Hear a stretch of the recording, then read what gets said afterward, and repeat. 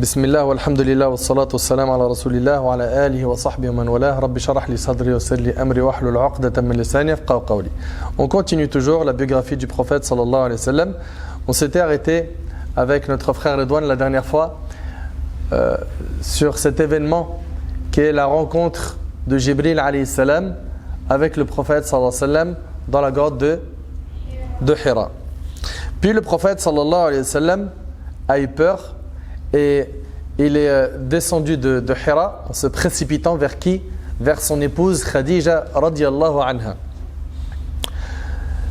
Le prophète sallallahu alayhi wa sallam, il rentre, il tremble de peur et il dit « Couvrez-moi, couvrez-moi ». Et son épouse, elle n'a pas crié en s'alarmant, en lui disant « Mais qu'est-ce qu'il y a ?» en le mettant en double panique. Non, non. Elle l'a laissé se reposer, se tranquilliser l'esprit. Puis elle l'a interrogé sur ce qui s'était passé. C'était une femme intelligente, sage, érudite. Elle avait entendu parler de la prophétie et des anges. Elle visitait fréquemment son cousin Waraqa ibn Nawfal, qui s'est converti à l'islam plus tard. Lui, il était chrétien. Et il avait lu les livres saints. C'était quelqu'un qui avait appris des gens de la Torah et de l'évangile. Et il reprochait aux Mécois ce que reproche toute personne ayant une nature saine et un esprit droit. Un esprit droit. Elle s'est dit, je vais partir voir Waraqa ibn Nawfal avec le prophète sallam. Mais avant cela, elle qui savait que le prophète sallam était un homme de haute moralité, qui avait beaucoup de qualités et que c'était un homme qui était apprécié par tout le monde. Tout de suite, elle l'a rassuré. Et elle lui a dit quoi? Elle lui a dit, non, jamais Allah ne t'humiliera. Regardez comment cette femme pieuse a tranquillisé son mari qui est venu avec des humum, des soucis. Elle lui a dit, non, jamais Allah ne t'humiliera. Puis, elle a cité toutes les qualités qu'elle connaissait du prophète. Elle lui a dit, avec des arguments, tu respectes les liens de parenté. Tu subviens aux besoins de celui qui ne peut pas le faire pour lui-même. Tu subviens aux besoins des démunis. Tu honores l'invité et tu aides les gens qui sont dans les problèmes. En deux mots, une personne comme toi ne peut pas être abandonnée par Allah. Khadija radiyallahu anha décida aussitôt de faire appel à l'assistance de son cousin Waraqa ibn Nawfal. Elle se rendit auprès de lui avec le prophète sallam. Puis le prophète sallam lui raconte ce qui lui est arrivé. Donc l'épisode de Iqra. Et là, ce dernier Waraqa a juré. Qu'est-ce qu'il a dit? Écoute attentivement. Il a dit, par celui qui détient mon âme entre ses mains, tu es certainement le prophète de cette nation. Allahu Akbar. Tu es certainement le prophète de cette nation. Tu as reçu la révélation suprême qu'avait reçue Moïse, Moussa alayhi salam. Et ton peuple ne te croira pas. Alors ça, c'est la première annonce qui est quand même choquante. Ton peuple ne te croira pas. Pourtant, ils le connaissent comme étant As-Sadiq al-Amin, l'honnête, le digne de confiance. Mais c'est pas tout. Il te fera du tort et t'obligera à quitter ta ville et ils te combattront. Ils vont te chasser de la ville. Et là, le prophète, il est étonné. Et il pose la question, vont-ils me chasser? Il est étonné parce qu'il connaît quand même la place qu'il occupe auprès des Qurayshites. Et là, Waraqa lui a dit, tu apportes ce que personne n'a jamais apporté sans qu'on en fasse un ennemi et qu'on le combatte. Et là, une grande leçon. Toute personne qui va diffuser le message du prophète sallallahu alayhi wa sallam et qui va porter la responsabilité comme l'a porté le prophète sallallahu alayhi wa sallam sera combattu. Il sera combattu. Et c'est pour ça que ça ne doit pas nous étonner. Quand on voit aujourd'hui des gens qui propagent la vérité, des savants, des imams, des prêcheurs et qui sont combattus, mais ça, regardez, depuis Waraqa. Il lui a dit, toute personne, c'est clair non? Il lui dit, tu apportes ce que personne n'a jamais apporté sans qu'on en fasse un ennemi, qu'on le combatte. Donc c'est la règle. Ok? Mais pour ces personnes qui appellent au bien, elles doivent être fermes et ne pas se laisser déstabiliser par les tempêtes des épreuves, par le fait que certains vont parler d'eux en mal, par le fait qu'ils ne font pas l'unanimité. Mais depuis quand on fait da'wa pour faire l'unanimité? Depuis quand? Nous, quand on appelle Allah subhanahu wa ta'ala, c'est pour que la parole d'Allah soit la plus haute. N'est-ce pas? Et pas pour que nos propres personnes brillent ou non. Qu'on soit bien vu ou non. ou que les gens disent du bien de nous ou non. Et comme disait Shafi'i rahimahullah, il disait irda jami'an nas ghaya la tudrak. Le fait de satisfaire tous les gens, c'est un objectif irréalisable. Toi, ton seul objectif, c'est de satisfaire Allah. Les gens sont satisfaits. Alhamdulillah, ils ne le sont pas. Ça ne t'empêche pas de dormir la nuit.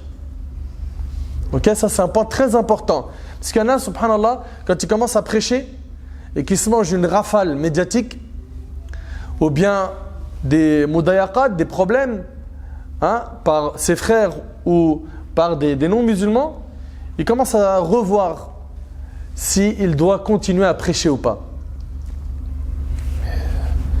T'as pas entendu ce que Waraqa il a dit au prophète sallam? C'est clair, non? Toute personne qui apporte ce message, il est combattu. Et c'est un combat entre quoi? Al-haq wal-batil, le vrai et le faux. Et il existera ila qiyam as-sa'a, jusqu'à la fin des temps. Donc à toi mon frère, ainsi que toi ma sœur, qui appelle à la bonne parole, qui prêche la vérité, d'être ferme. Mais ferme sans être mauvais.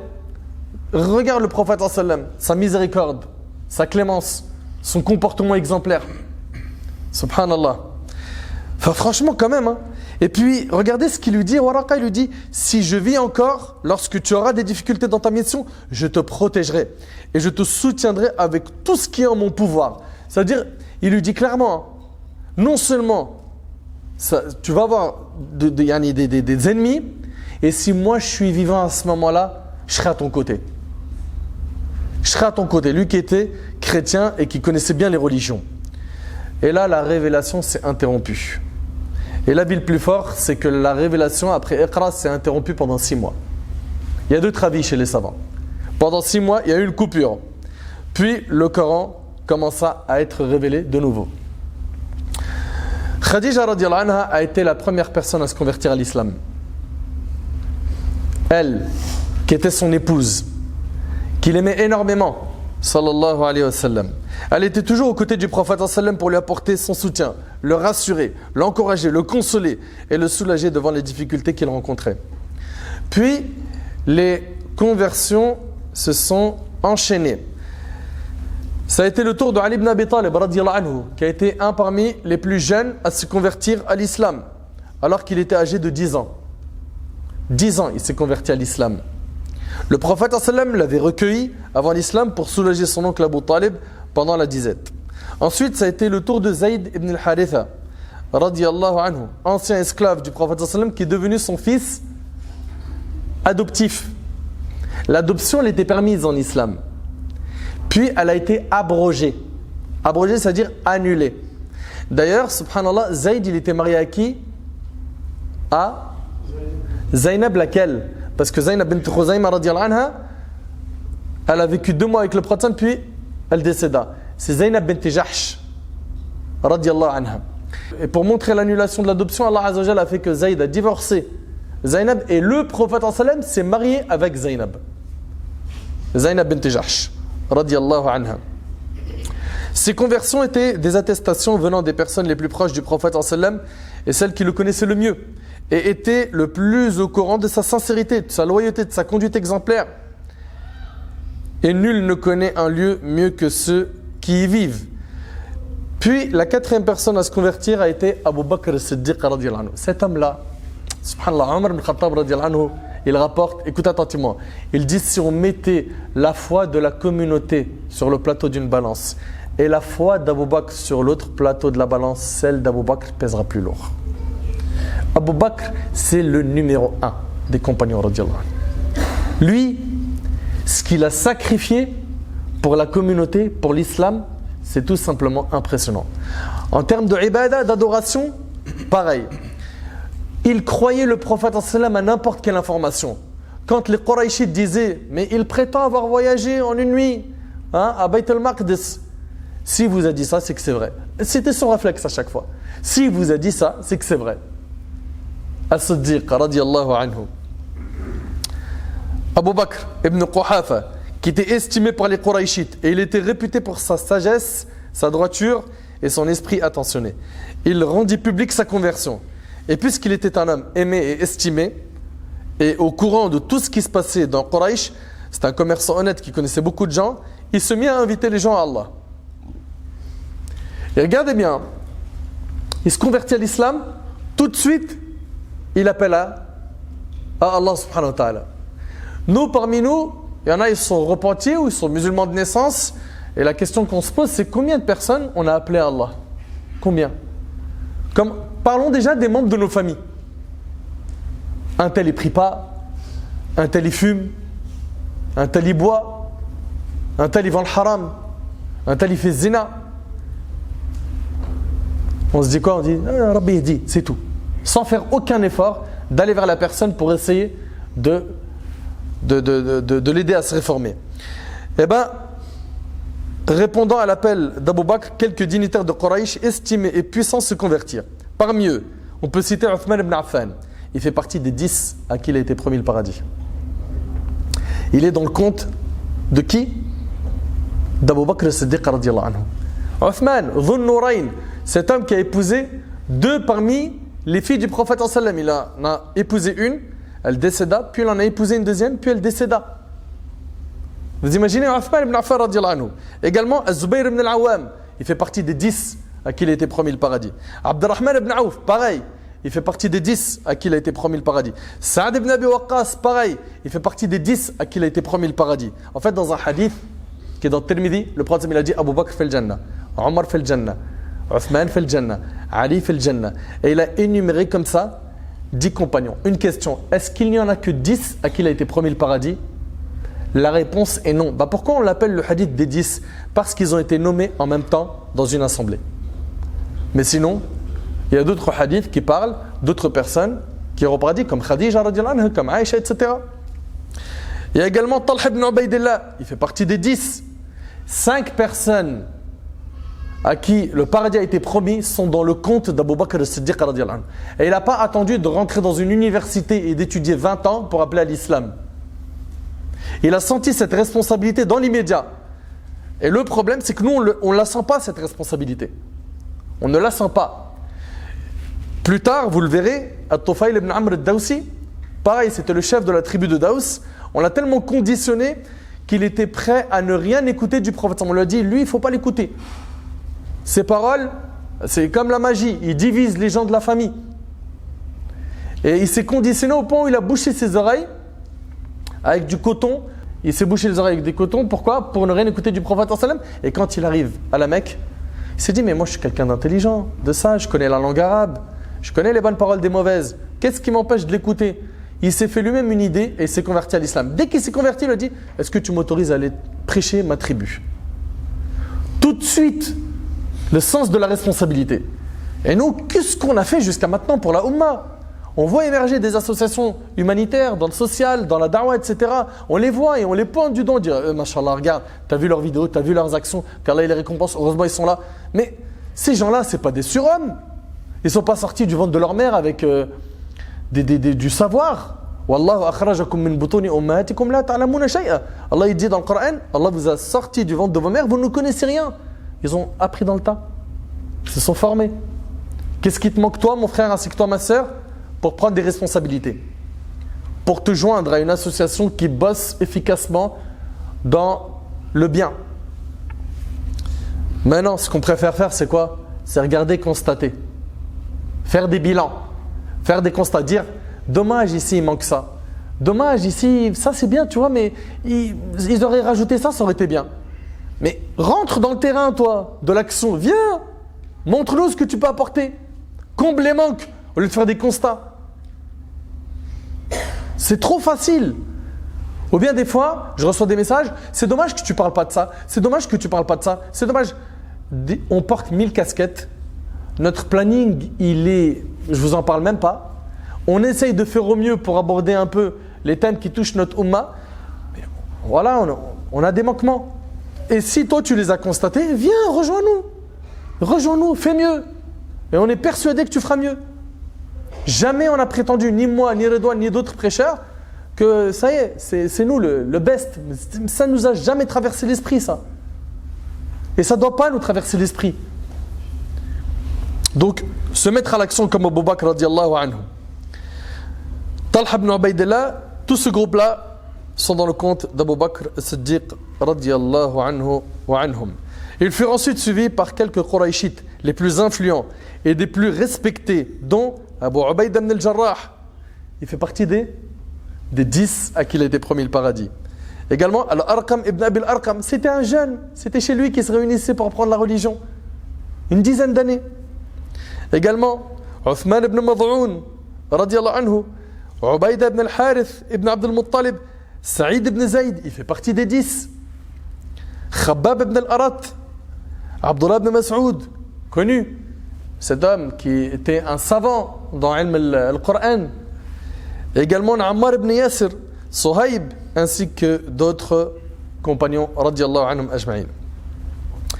Ainsi, bien que des hommes et que des femmes, ainsi bien que des hommes que des femmes participent à cet appel à l'islam, et beaucoup de personnes se rallièrent progressivement aux musulmans, si bien que tous les Mécois entendirent bientôt parler de cette religion qu'est l'islam.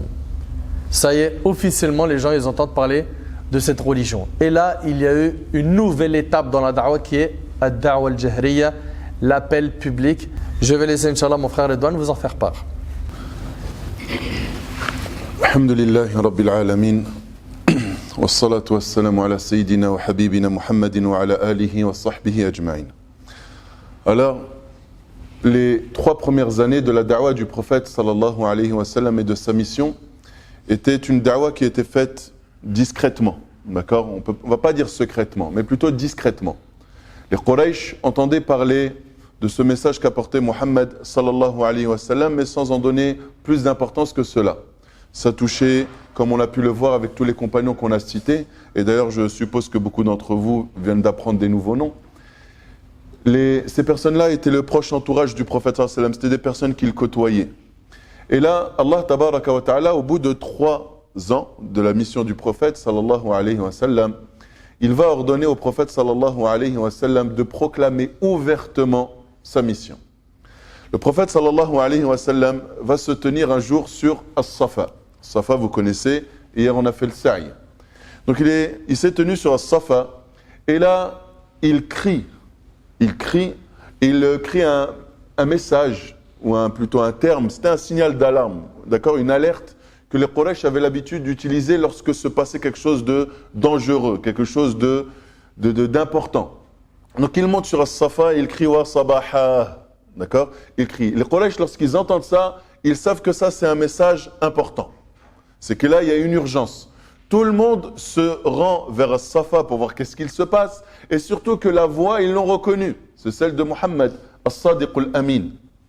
Lorsqu'ils se tiennent devant lui, le prophète sallallahu alayhi wa sallam est au-dessus de Safa, et là il s'adresse, il leur dit « Ô Abd al-Muttalib, ô descendant de Abd al-Muttalib, ô descendant de Fihr, et ô descendant de Ka'b », ce sont parmi les tribus qui existaient chez les Quraysh.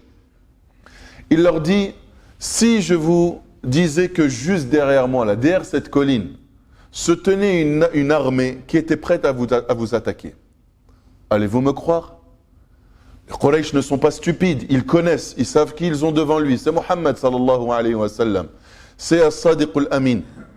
Et là, ils savent aussi que lui est en hauteur, ils voient ce qui se passe derrière, eux voient devant eux que ce monticule, un Safa. Eh bien tout de suite ils répondent, bien sûr que oui, on te croira, bien sûr qu'on te croira. Et là le prophète sallallahu alayhi wa sallam leur dit, je suis venu à vous avec un message plus important. Allah m'a envoyé afin de vous avertir d'un châtiment terrible. Et là lorsqu'il dit ça, silence. Et il y a une personne qui va répondre. Une personne. Et qui va le maudire, qui va dire que tu sois maudit. Que tu sois maudit. Est-ce que c'est pour ces futilités et pour cela que tu nous as dérangés? Vous savez c'était qui cette personne? Abu Lahab. C'est qui Abu Lahab? L'oncle du prophète sallallahu alayhi wa sallam. La première personne qui ouvertement s'en est pris au prophète sallallahu alayhi wa sallam, c'est son oncle. C'est son oncle. Un membre de sa famille. Combien de personnes, malheureusement, lorsqu'elles essayent de prendre le chemin de la rectitude, le droit chemin, très souvent, les premiers obstacles qu'on met, c'est la famille. Ah, mais ma fille, tu vas pas mettre le hijab? Mais t'es encore jeune. Qu'est-ce qu'ils vont dire les gens? Mais non. Souvent, c'est quoi? C'est les proches. Ou bien mon fils, tu vas te laisser pousser ta barbe. Tu fréquentes trop la mosquée, c'est pas bon. On voit que tu fréquentes beaucoup de gens. Attention, ils vont peut-être t'endoctriner, etc. Et malheureusement, c'est toujours injustifié. Mais on se rend compte que les premiers qui, au contraire, devraient nous féliciter, être de notre côté, être à côté de nous, devraient... Non, c'est malheureusement très souvent, alhamdoulilah, ce n'est pas toujours le cas, mais souvent, c'est la famille, les proches parents qui sont les premiers à être en contradiction avec les choix que l'on fait, alors que les choix que l'on fait, ce sont ceux qui sont en accord avec qu'Allah tabaraka wa ta'ala nous demande de faire. Puis à partir de là, lorsque le prophète sallallahu alayhi wa sallam va commencer sa da'wa de manière ouverte, maintenant ce n'est plus discret, là les Quraysh vont commencer à s'en prendre au prophète sallallahu alayhi wa sallam. Au départ, ce sera juste de manière verbale. Mais le prophète sallallahu alayhi wa sallam, il a un allié de taille. Il a une personne qui est là et qui le défendra jusqu'à son dernier souffle. Il s'agit de son oncle Abu Talib. Abu Talib, c'est le grand chef des Mécois. Il est respecté auprès des Quraysh. C'est quelqu'un digne, d'accord? C'est un grand dignitaire de Quraysh. Et il va se porter aux côtés de son neveu. Et son neveu devient ainsi intouchable. Le prophète sallallahu alayhi wa sallam va commencer à appeler ouvertement les Mécois. Ce n'est plus juste sa proche famille ou les membres proches de sa famille ou ses amis. Là, il va s'adresser à tout le monde. Et lorsqu'il va faire da'wah, il va réciter le Coran. Et le Coran s'en prend de manière assez dure envers les idoles. Envers les idoles.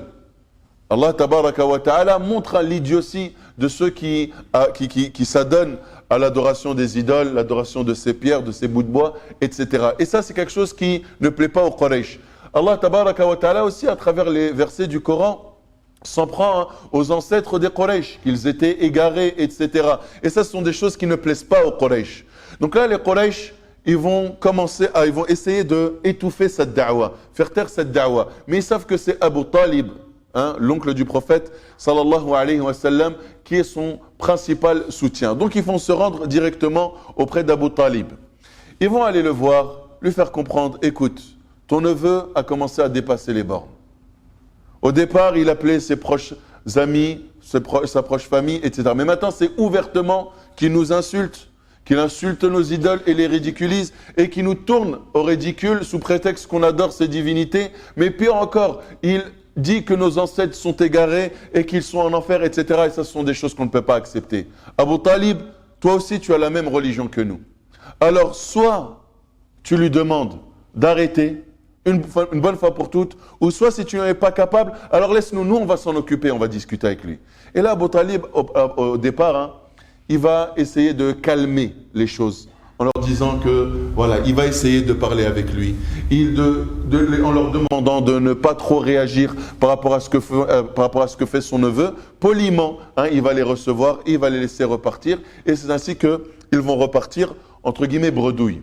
Mais le prophète, sallallahu alayhi wa sallam, c'est hors de question qu'il lâche la da'wa. Il continue à prêcher. Il continue son message de manière ouverte. Il continue à tourner en dérision les idoles et ceux qui les adorent, etc. Et là, pour les Quraysh, ça fait beaucoup. Ça en est de trop. Les Quraysh vont aller voir encore une fois Abu Talib. Et vont lui dire, écoute, ton neveu dépasse trop les bancs. On t'a déjà demandé de parler avec lui. Mais visiblement, tu en es incapable. Alors écoute, soit tu es avec nous, soit tu es avec lui. Soit tu lui dis clairement d'arrêter, ou soit on sera obligé de sévir et de sévir avec ton neveu. Abu Talib sent bien que la pression commence à augmenter. C'est un homme qui est âgé, et d'ailleurs lui aussi est de la même religion que eux. Il va aller voir son neveu et va commencer à discuter avec lui. Il va lui faire comprendre, il va dire, ya Mohammed, je suis une personne âgée. Et ce que tu me fais supporter commence à être très difficile. Et ton peuple, les Quraysh, commence à en avoir vraiment assez de ce que tu dis. Il se trouve humilié de la manière dont tu les décris, de la manière dont tu décris leurs idoles, de la manière dont tu parles de leurs ancêtres. Alors s'il te plaît, essaye de soulager le vieil homme que je suis et essaye d'accepter, d'arrêter cette da'wa ou d'être moins virulent vis-à-vis d'eux.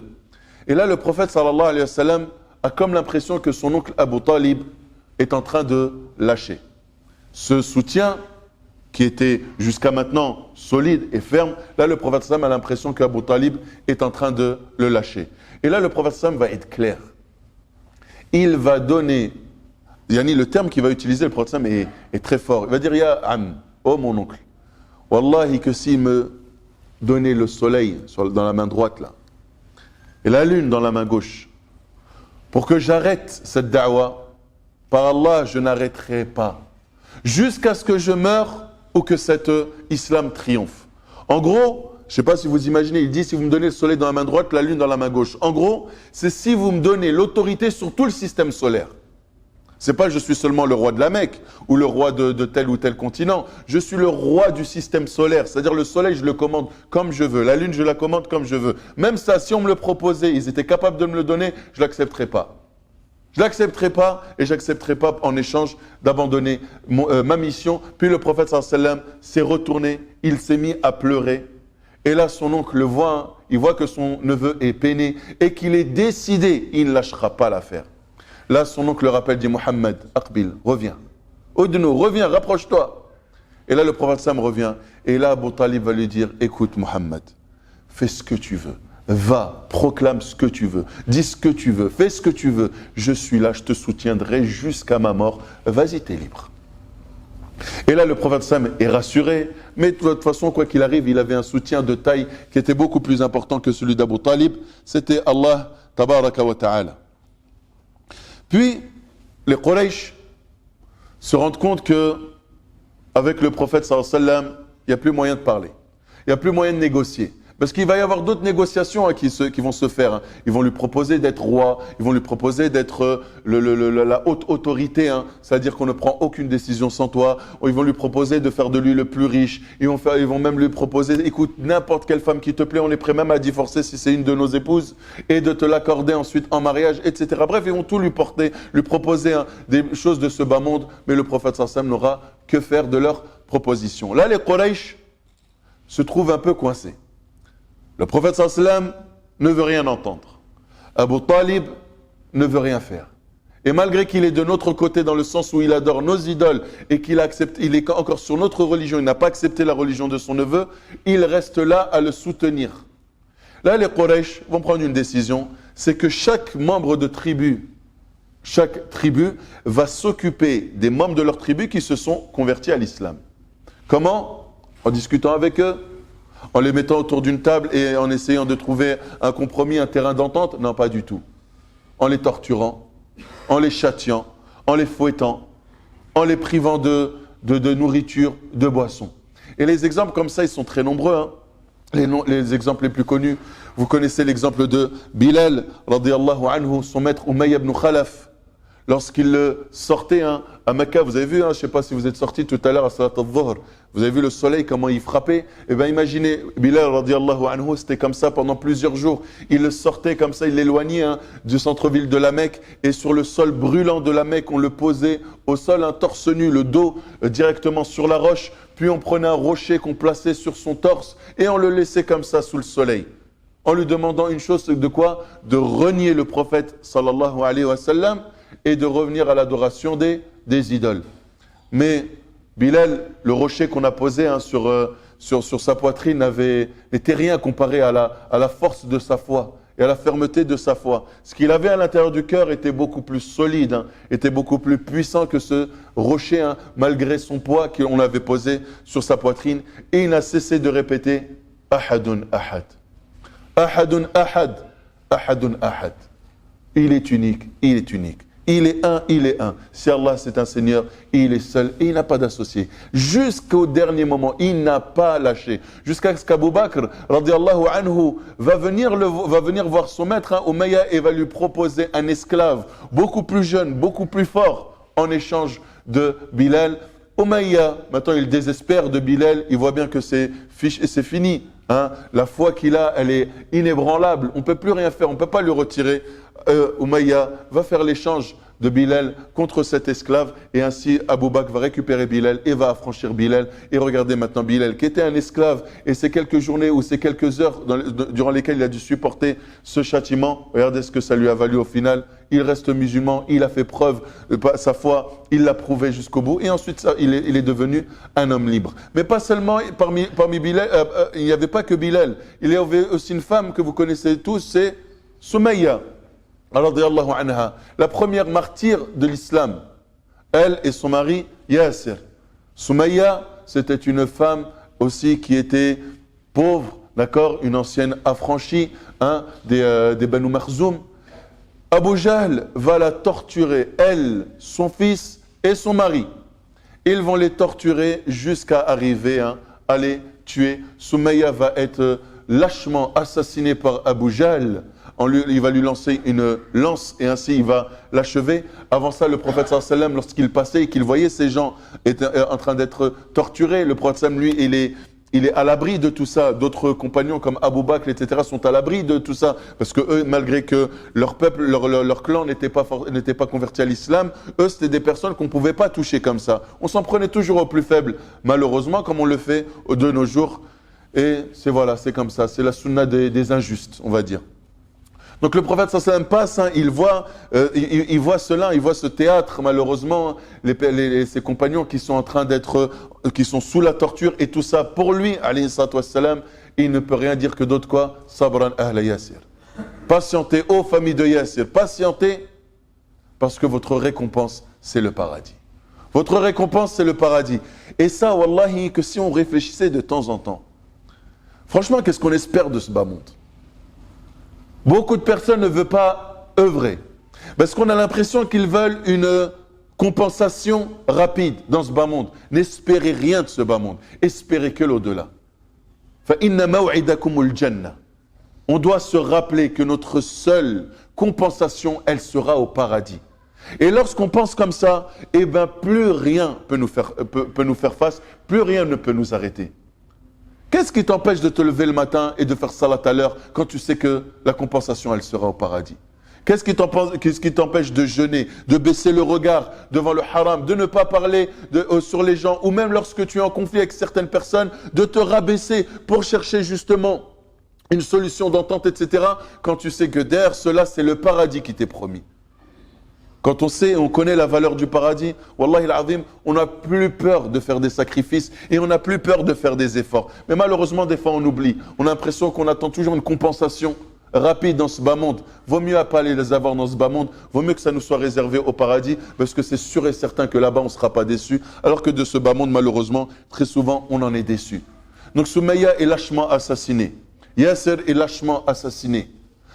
Et il y a aussi Khabbab aussi qui sera aussi torturé lui aussi radiyallahu ta'ala anhum ajma'in.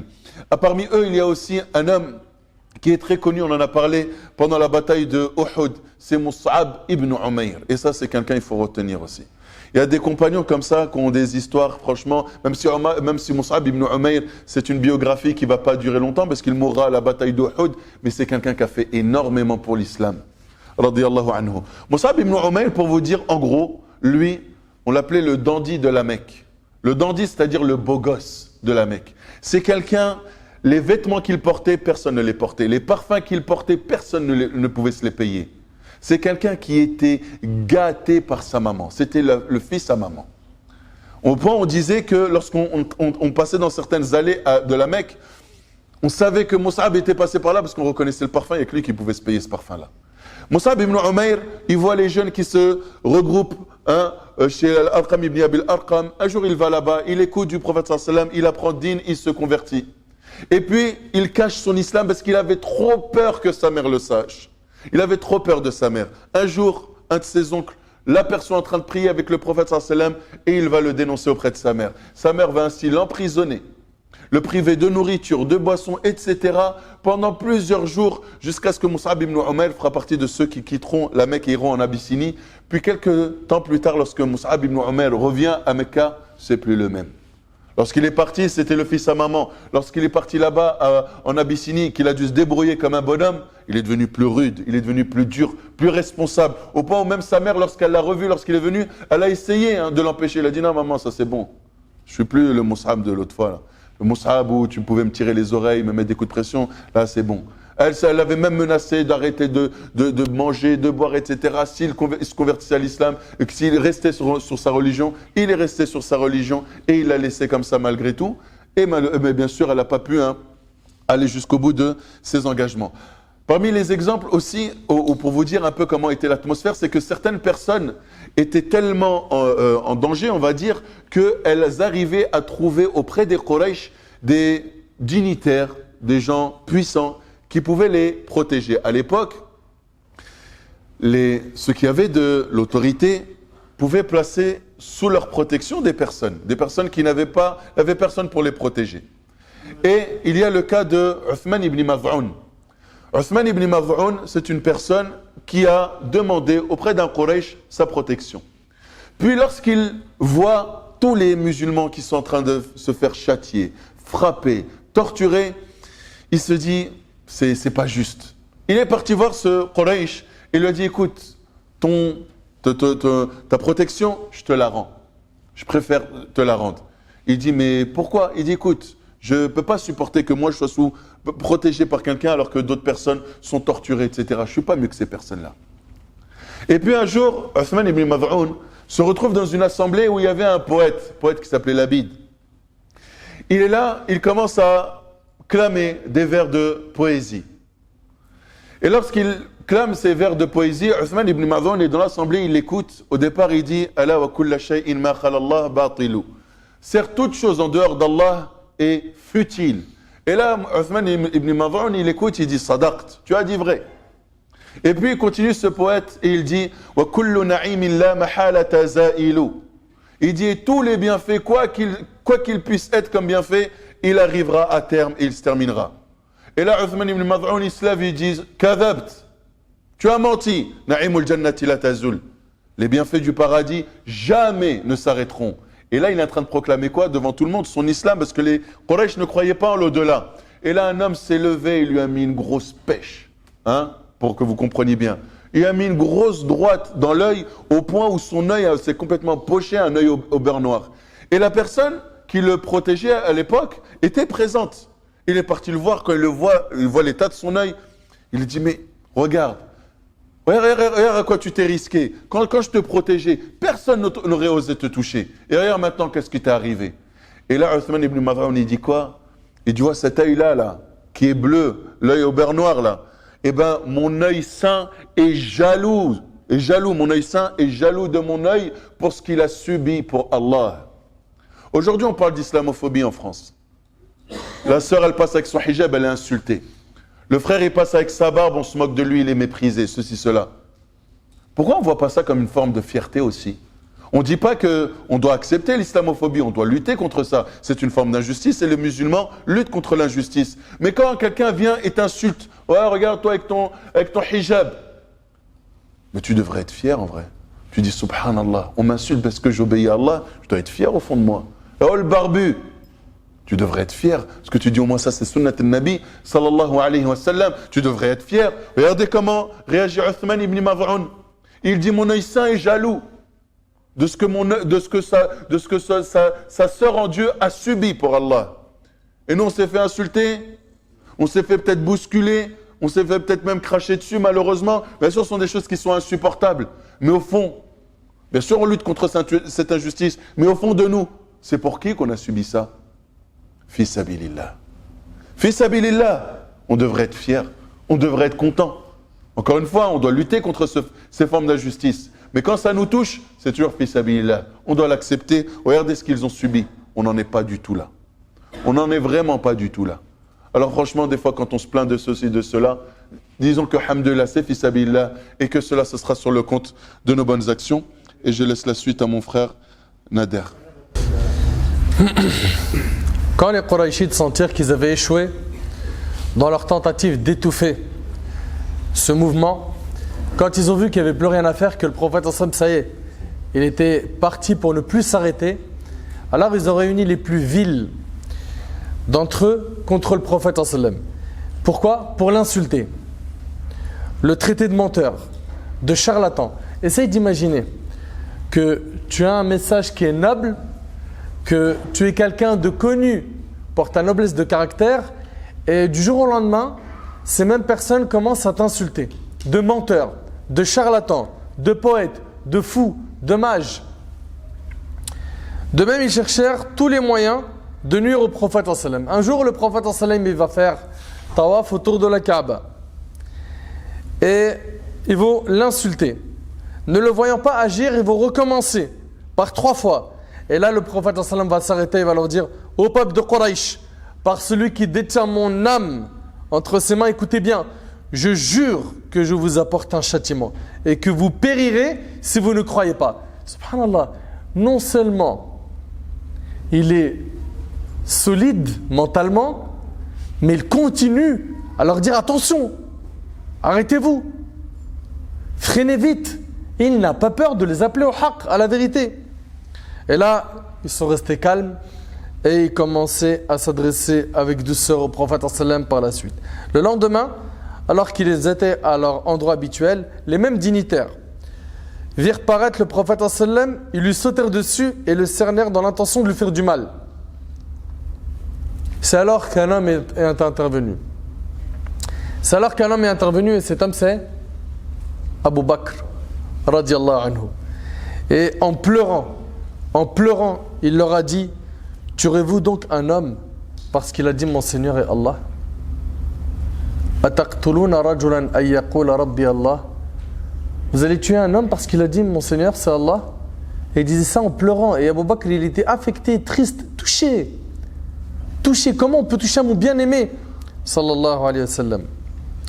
Donc ils ont laissé le prophète sallam et ils s'attaquèrent à Abu Bakr, qui fut maltraité, tiré par sa barbe. Un jour, le prophète sallam, il sort de chez lui.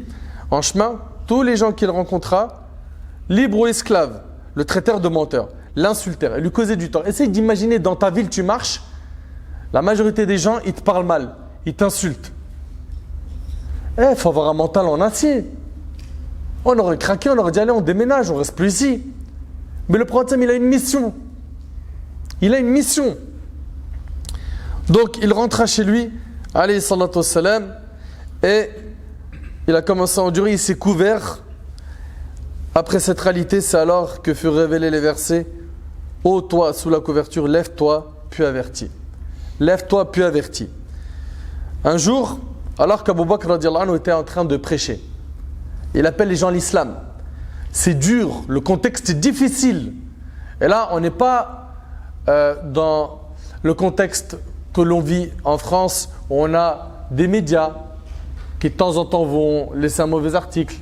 Non, là on ne parle pas d'article.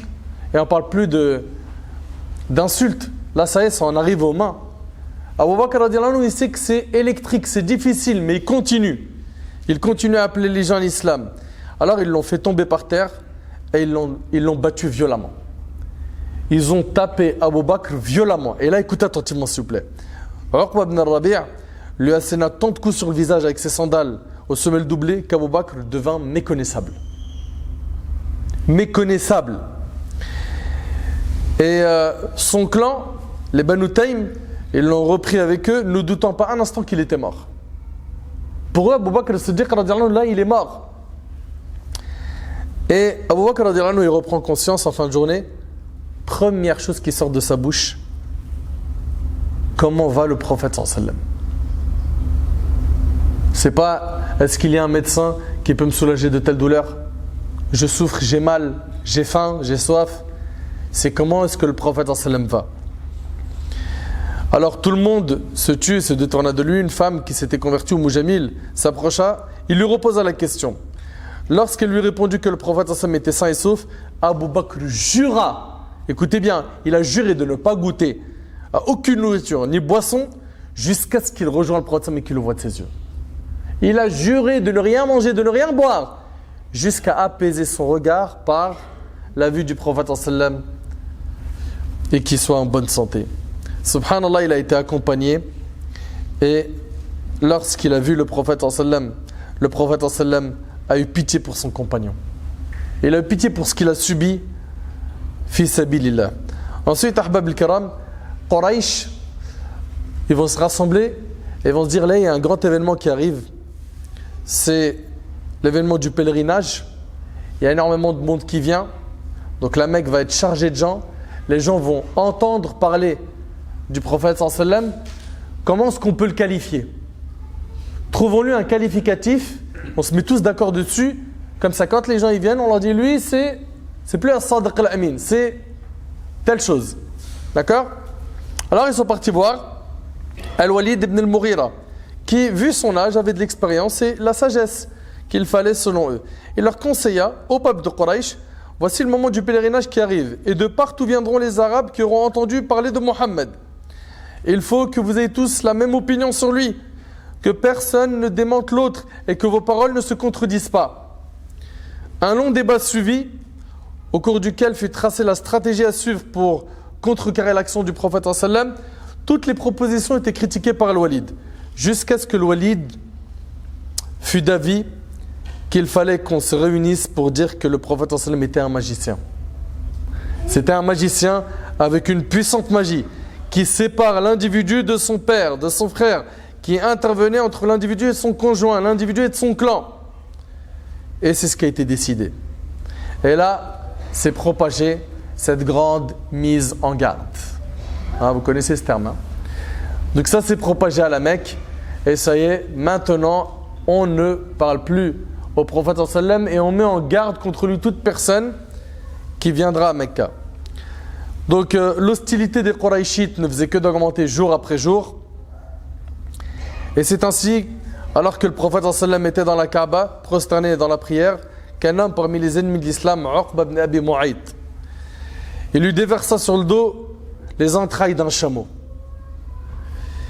Et sa fille Fatima commença à enlever toutes ces saletés et elle a commencé à maudire l'auteur de cette action.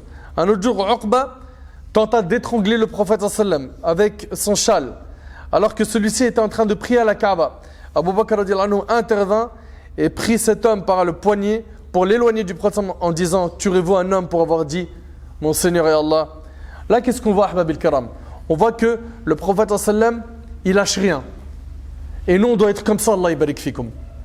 Et c'est avec ça que je vais terminer, car, bi'idhnillah, dans le prochain dars, on parlera de la conversion d'un homme qui a changé les choses dans les rangs des musulmans, et ça s'enchaînera par une autre conversion qui va changer énormément les choses. Il s'agit de Hamza et de Omar ibn al-Khattab radiyallahu anhuma.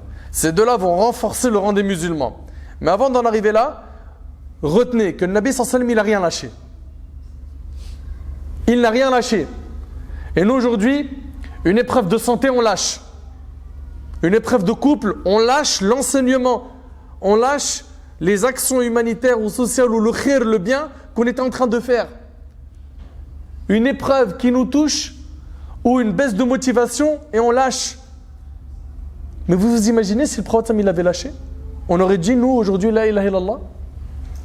Vous vous imaginez si les compagnons ils avaient lâché? On était à Uhud il n'y a pas longtemps.